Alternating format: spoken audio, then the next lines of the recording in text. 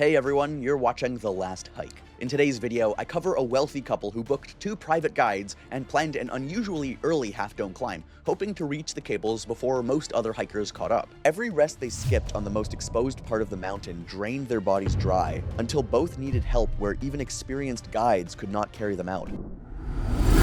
It was August 14th, 2022. Half Dome rises above Yosemite Valley with a full route close to 15 miles round trip. Near the end, 2 steel cables climb about 400 feet of open granite, with wooden crossbars for footing and no shade anywhere on the slope. Even without heat, that last stretch is brutal. You are pulling with your arms and stepping carefully on planks baked by direct sun for hours. That week, a heat advisory covered much of central California, with valley temperatures expected to pass 95 degrees by afternoon. The higher elevation helped the air feel cooler, but the granite still absorbed the sun and threw it back up at anyone standing on it. The surface beneath your boots could be 20 or 30 degrees hotter than the air. Ever feel heat coming through your shoes in a summer parking lot? Now picture that for hours, with a 400-foot cable climb still ahead. Conrad and Fiona Weatherby were both in their early 50s, flying in from Vancouver. Over about 2 decades, they had built a commercial real estate consulting firm together, and after selling most of their ownership stake a few years earlier, money genuinely stopped being something either of them had to think twice about. This trip was framed as a milestone experience, something they had talked about doing for years before they finally committed to a date. People who built their whole careers on control handing their day over to something as unpredictable as heat and timing. Neither of them was out of shape. Regular gym routine, the occasional coastal day hike back home, nothing extreme, but nothing careless either. Still, during the 2 shorter prep hikes arranged in the weeks before the trip, the lead guide noticed something worth planning around. The couple moved at a steady pace, but a noticeably slower one than most clients that age, who trained specifically for mountain terrain. Nothing concerning on its own, just something to build into the schedule. That is part of why the early start time matters so much. He had quietly padded in extra time to account for their pace, time that would matter a great deal later, though nobody knew that yet. The guides had also planned a simple hydration schedule before they ever reached the cables, regular small drinks and electrolyte stops instead of waiting until someone felt thirsty. It was not complicated. The whole point was to stay ahead of the heat before it started deciding the pace for them. During one of those prep hikes, Conrad mentioned to the guide that he had built his company by refusing to let obstacles slow him down, treating almost every setback as something to push through rather than around. The guide did not think much of it at the time. It's the kind of thing people say about their careers all the time. Both of them bought new gear specifically for the trip. Boots, poles, a hydration pack each, all fairly high-end. Most of it was barely broken in by the morning they actually set out. Fiona's boots in particular had only been worn twice before, both times on flat pavement back home, nothing close to granite. The lead guide had suggested wearing them on a few longer trails before California, but the prep schedule stayed light. Fiona had picked them because they looked supportive and well-reviewed, which is fair enough, but expensive boots still need real time on them before they stop feeling new, especially on a long, hot descent. Half Dome access still required permits for everyone in the group. The guiding company was authorized to operate commercially inside Yosemite, but that authorization alone did not provide access to the cables. For this trip, the company had successfully secured permits covering Conrad, Fiona, and both guides through the applicable commercial permit process for that date. The private booking gave the couple their own guides and a customized schedule, but it never guaranteed an empty trail or priority over other permitted hikers. The booking covered 2 private guides, several nights at premium lodging, meals, private transportation within the region, gear consultations, 2 guided preparation hikes, itinerary planning, and satellite communication equipment carried by the guides. The couple also purchased much of their own equipment separately. Altogether, the Yosemite trip and the expenses built around it cost somewhere in the range of $35,000. That was still an extraordinary amount to spend on one hiking trip. It bought comfort, planning, private instruction, and people who knew the route better than Conrad or Fiona ever could. What it could not buy was a private mountain, protection from the heat, or a guaranteed rescue on demand. Honestly, the guide part of that spending never bothered me. Half Dome is not the kind of place you want to learn on the fly, and having someone next to you who has done that climb hundreds of times is a real advantage, not a luxury. Where things got murkier was in how Conrad seemed to treat the rest of it. The private timing, the summit window, the whole arrangement, less like extra support and more like a service that owed him a specific outcome. According to the company's booking notes, Conrad had repeatedly emphasized 2 preferences. He wanted the group to begin early enough to reach the cables before most day hikers caught up, and he wanted breaks kept efficient so they would have a better chance of reaching the summit before the route became heavily congested. The notes also mentioned that the couple hoped to take a few uncredited crowded summit photographs, not that the guides would operate a separate commercial photography session. Private guides and careful timing could improve their chances, but ordinary permitted hikers were free to begin whenever they chose. Their lead guide had spent close to a decade specifically on that route, enough time to understand exactly how conditions shift by the hour, by the season, even by that particular week's weather pattern. That kind of read on a mountain doesn't come from a training manual. It comes from doing the same climb over and over and noticing the small things early. A change in breathing, a shift in how somebody plants their feet, long before it turns into an actual problem. The second guide had less time specifically on Half Dome, but plenty of experience on other demanding alpine routes, brought on mainly as an extra layer of safety given the size and price point of this particular booking. Having two guides also allowed the group to split if one client needed more assistance than the other. The plan assumed that would mean a sore knee, a blister, or one person turning around early, not two medical emergencies developing together on the cables. During one of the prep hikes, the lead guide went through the basics with them. Drink before you feel thirsty, keep a steady pace, do not rush the cables, speak up early if the heat starts getting to you. Conrad reportedly cut that part of the conversation short, saying something to the effect that they had paid for a guide who could read the mountain, not one who needed to double-check every decision with a safety lecture. Fiona, as the guide remembered it, gave a small laugh at that and told Conrad to let the man finish, a moment that stuck with him because it was the one point that day where the two of them seemed to be gently working against each other rather than as a unit. In his later statement, the guide recalled that Conrad usually answered first when the group discussed pacing or rest. Fiona occasionally raised a concern of her own, but she rarely contradicted the decision once Conrad said they should continue. That is one part I don't really get.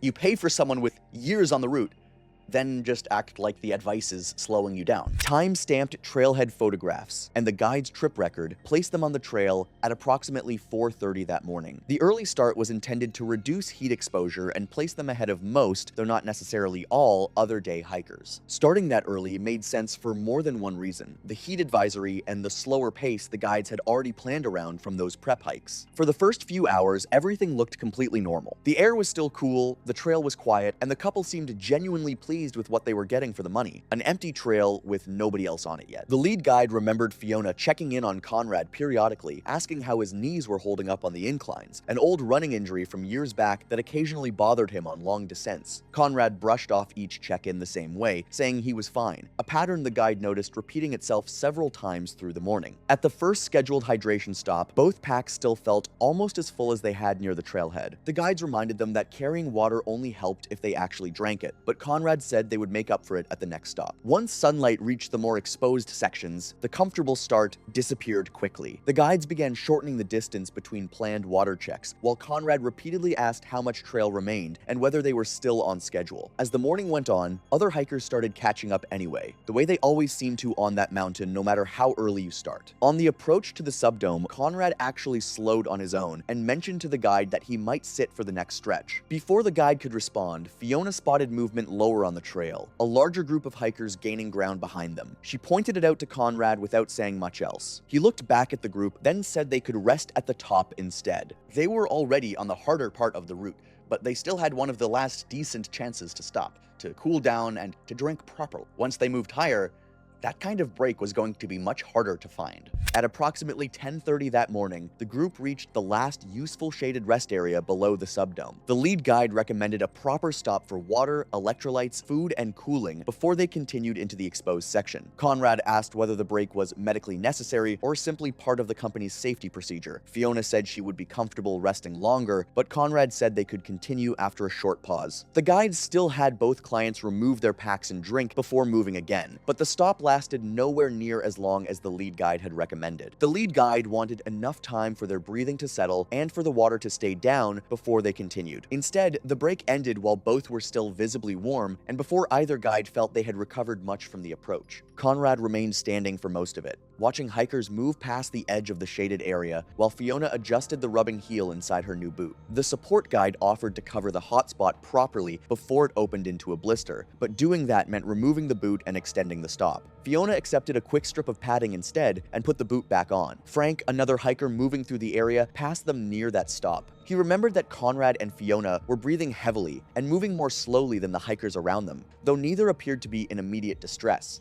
Frank continued upward and did not witness the later emergency. The group passed the permit checkpoint at approximately 11:15 and reached the base of the cables shortly before noon. Both guides conducted another assessment there. Conrad was flushed and tired, but still answering questions appropriately, while Fiona said the padded heel was uncomfortable but manageable. The guides required another brief drinking stop before allowing them onto the cables at approximately 12:15. The lead guide also had each of them repeat back the turnaround plan and demonstrate that they could place both feet securely on the first few boards. Conrad completed the check without an obvious mistake, which is why the change that followed stood out so sharply. Nothing in that brief assessment gave the guides an obvious medical reason to hold them at the base. Conrad was tired and flushed, but he remained oriented, followed instructions, and insisted that he felt capable of continuing. Within 15 minutes, roughly 1/4 of the way up, Conrad's condition changed. His answers became delayed and incomplete. He lost track of a question halfway through responding, and his foot placement became noticeably less accurate. When the lead guide asked Conrad to identify where they were turning around, Conrad looked uphill instead of toward the route below and gave an answer that did not match the question. That was no longer stubbornness or ordinary exhaustion. It was a failure to process simple instructions on exposed terrain. The guides no longer treated the problem as ordinary fatigue. The lead guide ordered an immediate turnaround, while the support guide activated the satellite messenger's SOS function and began exchanging text updates with the Emergency Coordination Center. Conrad then missed the edge of a wooden board and caught himself against the cable. The stumble confirmed that he could no longer continue upward safely. Nobody mentioned the summit again after that. The entire plan, the early start, the quiet photographs, and all the money behind the trip had narrowed to one goal: getting Conrad and Fiona back below the cables alive. The descent started immediately. The lead guide positioned slightly below Conrad to talk him through each movement, the support guide staying close beside Fiona on the same slope. By that point, Conrad's grip had weakened, and he was having difficulty maintaining consistent hand placement on the cable. The cable was hot under their hands, the granite bright enough to make people squint even through sunglasses, and every stop held them in the same direct sun they had been trying to outrun since morning. The lead guide shortened Conrad's movements to one board at a time, making him stop and reset both feet before descending again. Even with those instructions, Conrad occasionally started moving before the guide had finished positioning himself below. The support guide offered to move Fiona farther down and create more space around Conrad, but she said she wanted to remain where she could see him. He allowed her to stay close, only while she continued following each footing instruction. The two guides switched positions once during the descent, so neither one held the same strained posture for too long, though both were sweating heavily and moving slower than they had that morning. Coming down that kind of terrain can genuinely feel harder than climbing it. Your legs are already worn out, carrying more of your weight, and your eyes keep catching that drop the whole way down. That is what makes a descent like this so rough. You're already tired, but the mountain still expects every hand placement and foot placement to be perfect.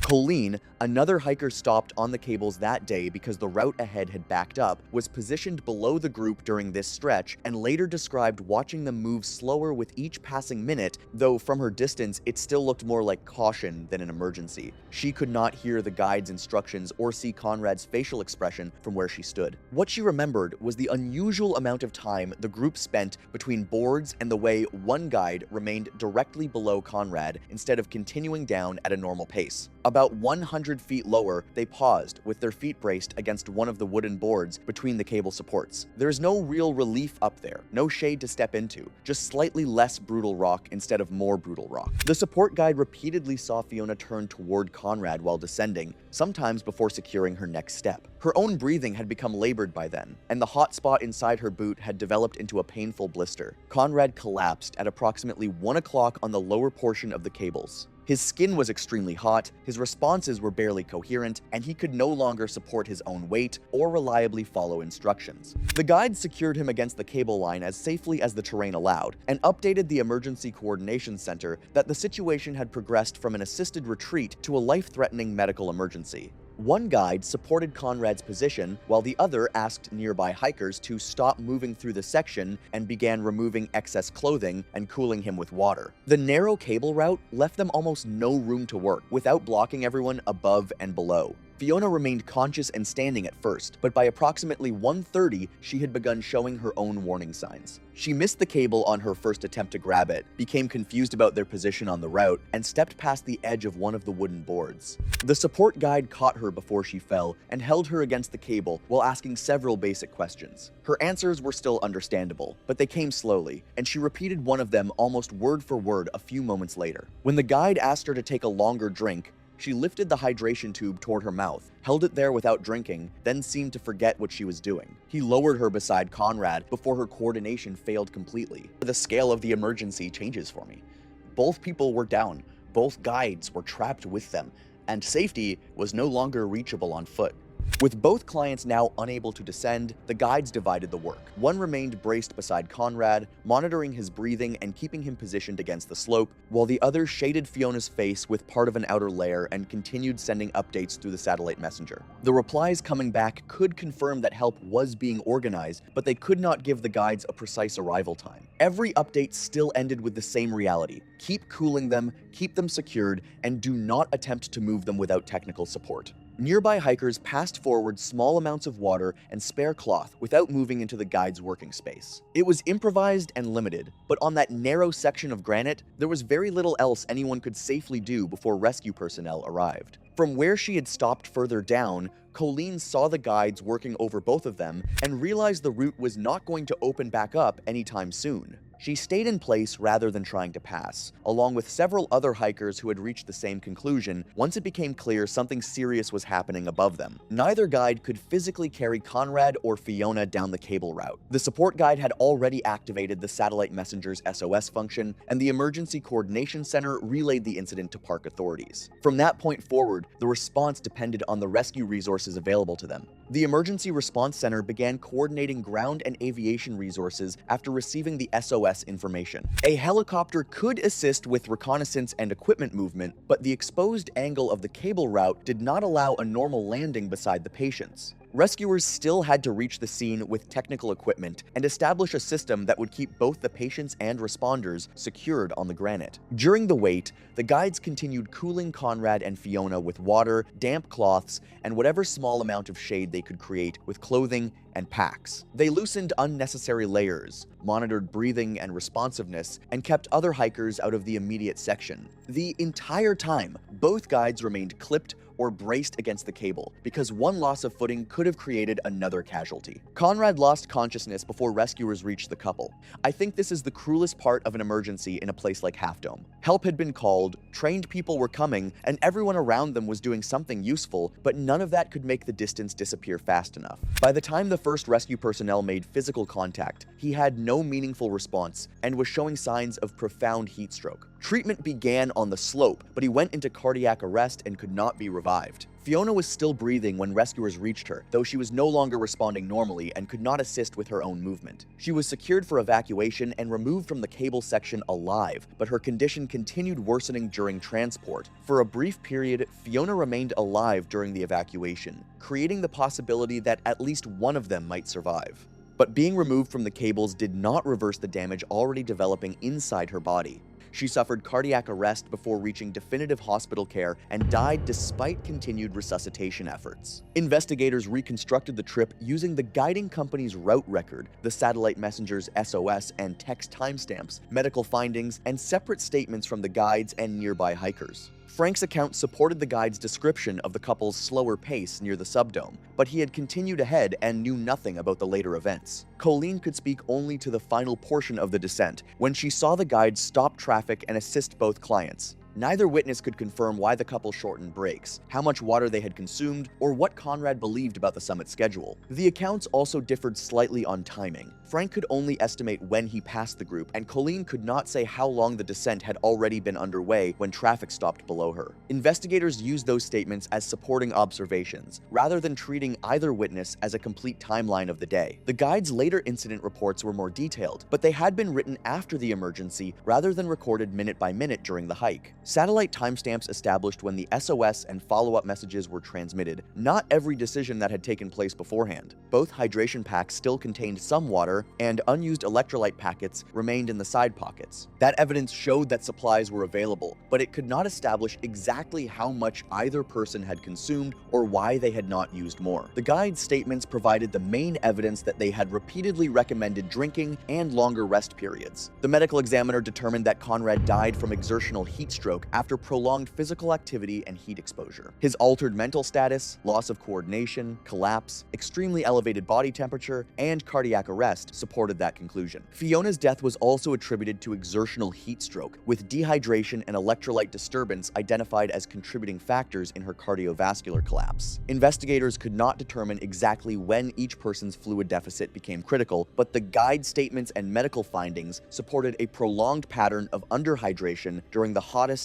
and most exposed portion of the climb. The water and electrolyte supplies remaining in their packs showed only that more had been available. Park officials reviewed the permit records, route plan, guide statements, emergency communications, and the timing of the turnaround. The guides were found to have recognized Conrad's altered mental status, ordered the descent, activated the SOS system, and remained with both clients until rescuers arrived. The review found no misconduct by either guide, but it identified the earlier hydration refusals and shortened rest below the subdome as the point where a stricter company turnaround rule might have prevented the group from reaching the cables. After the incident, the guiding company revised its high heat policy, giving guides clearer authority to end a climb before clients reach the cables when required hydration, rest, or coordination checks were not being met. Both deaths were classified as accidental and attributed to exertional heat stroke during the guided climb. Their families arranged for Conrad and Fiona to be returned to Canada, and the company suspended high heat Half Dome bookings while its procedures were reviewed. All that planning gave them a better setup than most people ever get. It just couldn't make Half Dome easier that day.